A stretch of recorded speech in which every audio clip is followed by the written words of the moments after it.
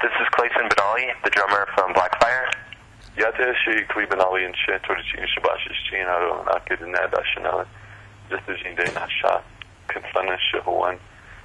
My name is Clay Benali, and I am the guitarist and singer, I guess, sometimes for Blackfire. Hello, my name is Janita Benali Yanisha. Be'etlachi Nishla, Pudachini Bashichin, Ado Nakaitana Dashanella, Polish Hoyegi Dashiche. That's how I introduce myself in the traditional manner. I'm the bass player, and I sing backup vocals. We come from the Navajo tribe, otherwise known as Dada.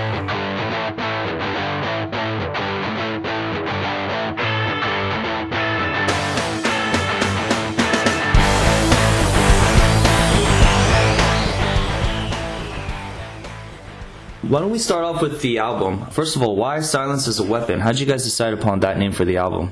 There is a poem at the beginning of a book that was written by a Native American political prisoner by the name of Leonard Peltier, and he's been incarcerated for almost half of his life for a crime he did not commit. And in this book called My Life is My Sundance, his prison writings, he talks about how silence is a message, how silence is when you're seeing injustice happening in your community, silence can just support those injustices. And that really resonated with me at one point. Basically, just started thinking about the concept of silence, and I think we just all started talking about that in relation to sometimes silence can be a good thing, but sometimes it can also be detrimental. So we wanted to leave it up for interpretation as well with that title, and even within the song, depending on how people would view it. But it, in many ways, is a call to action. It's a call to address silence and look at how silence affects us in our daily lives. In regards to that, I know Blackfire has been involved in a lot of political activism, and it's very evident that you guys, seriously get involved, but a lot of the bands that I see talking like that, I hear about things and it just seems like a lot of it is ingenuine most of the time. What's your experiences like? Would you say that's kind of true with a lot of the bands? What are they really doing here? That's a good question. I think we all have probably different perspectives on this issue.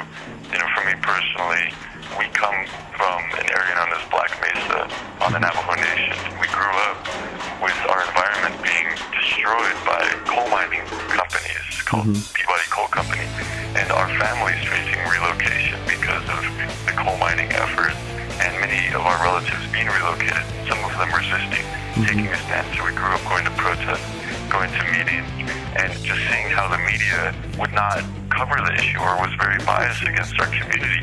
So in order to address that, we saw that music can be a tool to express our frustration, express our anger, and to try to transform the issue into something positive, or to just try to address it, to bring people together, to bring that attention there.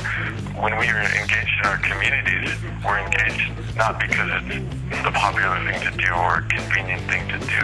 It's because it's a necessary thing to do when we take action in our communities.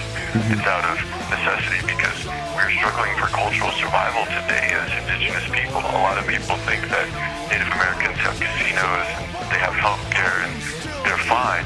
But the reality is that there are over 560 tribes in this country, and each of them have different unique issues. Some of them might have casinos, but that's only a minority. The rest of us, like on the Navajo Nation, we are still facing poverty, we're still facing environmental degradation, we're still facing human rights abuses, and that's not being recognized. So for us, political is personal. When you see your people facing relocation, when you see your sacred sites being destroyed by corporations, you have to do something, and that's what we try to do now. Of course, as a drummer, the heartbeat, the drums, that's the foundation. It's the same in all music. You even look historically, how they'd always have a drummer as they'd be marching into battle, that's to inspire people, to give people strength. And of course, today there's, several types of music which is about the message. And for us, the music is not about us as a band. It's about the voice of our people and trying to amplify that and give some sort of meaning to it, remembrance, and try to spread that message.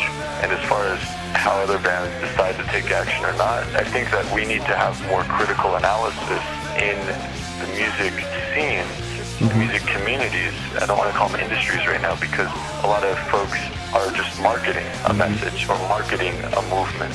And I think that's very dangerous because when we're struggling to say, hey, our environment should be commodified because once you view it as a commodity, people are going to exploit that and destroy that. Well, obviously that's what we see happening in music. When music just becomes a commodity rather than something that we share and enjoy and love and that inspires us or heals us, then it changes the relationship to that. We've had people say, hey, we're paying you to play. And that's